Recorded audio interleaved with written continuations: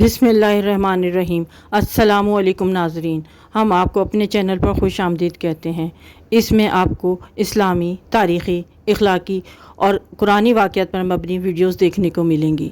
تو چلیے ویڈیو میں آگے بڑھتے ہیں۔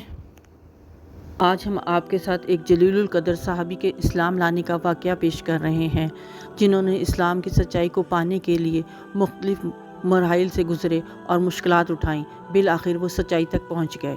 حضرت سلمان فارسی ایک جلیل القدر صحابی تھے اور حضور صلی اللہ علیہ وسلم آپ سے بہت محبت رکھتے تھے۔ آپ کو بھی حضور صلی اللہ علیہ وسلم سے بہت عقیدت تھی۔ حضرت سلمان فارسی کے ایمان لانے کا واقعہ کچھ اس طرح سے ہے۔ حضرت سلمان فارسی کو قبول اسلام سے پہلے کا نام مابا تھا۔ والد کا نام بزق شان تھا۔ وہ اصفہان کے نوائی بستی جئی کا سردار تھا۔ بزق شان دربار ایران میں بڑا رسوخ رکھتا تھا۔ وہ نہ صرف ایک بہت بڑا زمیندار تھا بلکہ ایک بڑے آتش کده کا نگہبان بھی تھا۔ اگرچہ مابا کی پرورش بڑے لاڈ و پیار سے ہوئی، لیکن اس کے باوجود یہ بچہ بہت سادہ اور خاموش طبع تھا۔ مابا اپنے ہم عمر بچوں میں کھیلنے کی بجائے ہر وقت آتش کده میں آگ جلانے میں مصروف رہتا۔ اس کی یہی کوشش ہوتی کہ یہ آگ کبھی نہ بجھنے پائے۔ ایک دن مابا کے والدین نے کسی کام کے لیے اس کو بھیجا۔ فرما بردار بیٹا فوراً کھیتوں کی طرف چل پڑا۔ راستے میں ایک گرجا تھا جہاں عیسائی عبادت میں مصروف تھے۔ مابا کو ان کا طریقہ عبادت دیکھ کر بہت متاثر ہوا اور اس سے درخواست کی کہ وہ اسے اپنے مذہب میں داخل کر لیں۔ چنانچہ انہوں نے اس نوجوان کو بپتسمہ دے کر دین مسیحی میں شامل کر لیا۔ مابا کے دل میں حق پانے کی آرزو بڑی شدید تھی۔ اس نے عیسائیوں سے پوچھا، دین عیسوی کا مرکز کہاں ہے؟ انہوں نے بتایا کہ اس کا مرکز ملک شام میں ہے۔ غروب آفتاب کے بعد جب مابا گھر پہنچا تو والد کو بتایا کہ وہ دن بھر ایک گرجے میں رہا اور ان کا مذہب بہت پسند آیا۔ یہ سن کر والد سیکھ پا ہوئے اور مابا کے پاؤں میں بیڑیاں ڈال کر گھر میں بند کر دیا۔ مابا نہایت حوصلے سے یہ تکلیف برداشت کرنے لگے۔ ایک دن موقع پا کر مابا نے عیسائیوں کے پاس پیغام بھیجا کہ شام جانے والا کوئی قافلہ ہے تو مجھے مطلع کرنا۔ کچھ دنوں کے بعد شام سے کچھ لوگ تجارت کے غرض سے ایران آئے تو مابا نے کسی طریقے سے بیڑیوں سے نجات حاصل کی اور قافلہ کے ساتھ شام روانہ ہو گئے۔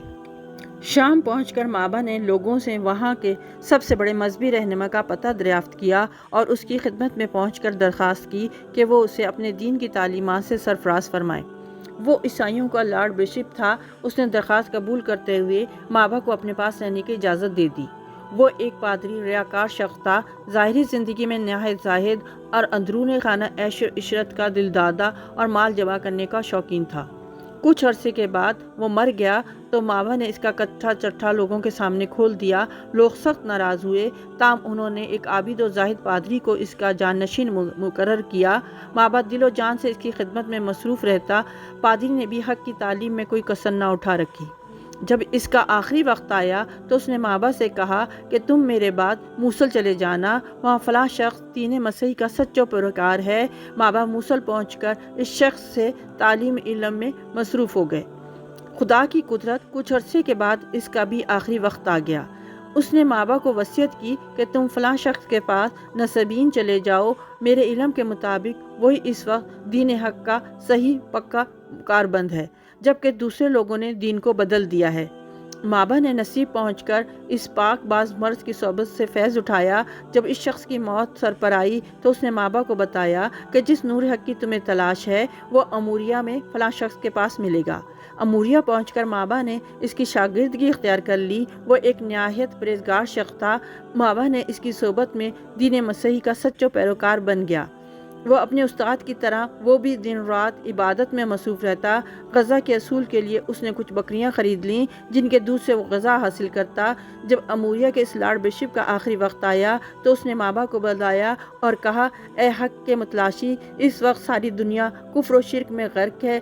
دنیا میں کوئی بھی ایک ایسا شخص نظر نہیں آتا جس کے پاس تجھے بھیجوں۔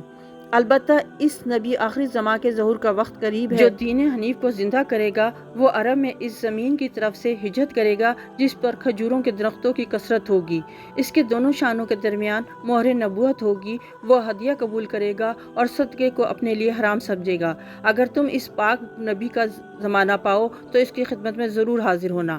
مابا اس شخص کے کفن دفن سے فارغ ہو کر ہر وقت اس جستجو میں رہنے لگا کہ وہ کسی طرح عرب کی سرزمین پہ پہنچ جائے۔ آخر ایک دن اس کی دل مراد پوری ہوگی۔ قبیلہ بنو کلب کا ایک قافلہ اموریہ سے گزرا۔ مابا نے ان سے درخواست کی کہ اس کے مال و مویشی اپنے قبضے میں لے لو اور وہ اسے ساتھ لے چلو۔ قافلے والے راضی ہو گئے۔ جب وادی قرا میں پہنچے تو ان کی نیت بدل گئی۔ انہوں نے مابا کو غلام بنا کر ایک یہودی کے پاس بھیج دیا۔ ایک دن اس یہودی کا ایک رشتہ دار اس سے ملنے آیا جو یثرب کا رہنے والا تھا۔ اسے ایک غلام کی ضرورت تھی۔ یہودی نے مابا کو اس کے ہاتھوں فروخت کر دیا۔ یثرب پہنچ کر مابا نے جب کھجوروں کے جھنڈ دیکھے تو یقین ہو گیا کہ یہ وہی علاقہ ہے جس کا ذکر اس راہب نے کیا تھا، جہاں آخری زمان محمد صلی اللہ علیہ وسلم ہجرت کر تشریف لائیں گے۔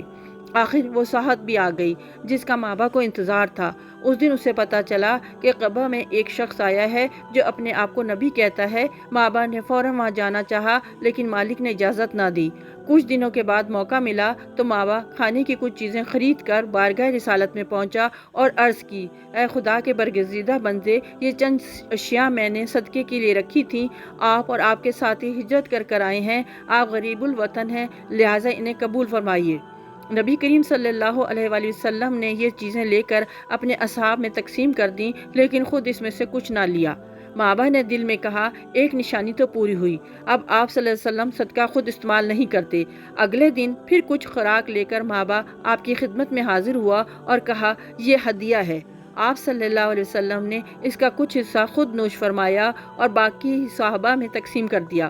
مابا کو یقین ہو گیا کہ یہی آخری الزمان نبی ہیں، تاہم وہ مہر نبوت کو دیکھنے کے متمنی تھا۔ کچھ دنوں کے بعد مابا نبی اکرم کی خدمت میں حاضر ہوئے اور پشت اثر کی جانب بڑھے، لیکن نبی کریم صلی اللہ علیہ وسلم نے خود اپنی پشت سے کپڑا ہٹا دیا۔ مابا نے آگے بڑھ کر مہر نبوت کا بوسہ لیا اور بے اختیار رونے لگا۔ اس کے مابا نے جستجوی حق کے تمام مراحل ابتدا سے آخر تک نبی کریم صلی اللہ علیہ وسلم سے بیان کیے۔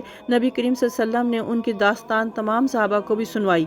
مابا مشرف با اسلام ہو گئے تو نبی کریم صلی اللہ علیہ وسلم نے ان کا اسلامی نام سلمان رکھا اور اس دن سے مابا سلمان فارسی کے نام سے پہچانے جانے لگے۔ سلمان چاہتے تھے کہ نبی کریم صلی اللہ علیہ وسلم کی خدمت میں حاضر رہیں لیکن یہودی کی غلامی کے باعث وہ ایسا نہ کر سکتے تھے۔ اسی وجہ سے بدر اور احد کے غزوات میں بھی شریک نہ ہو سکے۔ حضور صلی اللہ علیہ وسلم ان کی مجبوری کا علم تھا۔ ایک دن آپ نے فرمایا، سلمان تم اپنے آقا سے اپنی گلو خلوصی کا معاوضہ طلب کرو۔ یہ سن کر وہ اپنے آقا سے انہوں نے بات کی۔ اس نے 40 اوقیہ سونے اور 300 پودے لگانے کا مطالبہ کیا۔ نبی کریم صلی اللہ علیہ وسلم کو جب اس بارے میں پتہ چلا تو آپ نے صحابہ سے فرمایا کہ تم لوگوں کو سلمان کی غلامی سے رہائی میں مدد چاہیے۔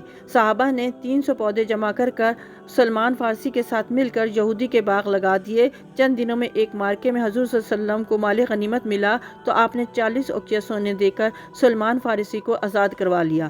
اس دن کے بعد سلمان فارسی سفر و خضر اور جلوت و خلوت میں حضور صلی اللہ علیہ وسلم کی خدمت میں حاضر رہنے لگے۔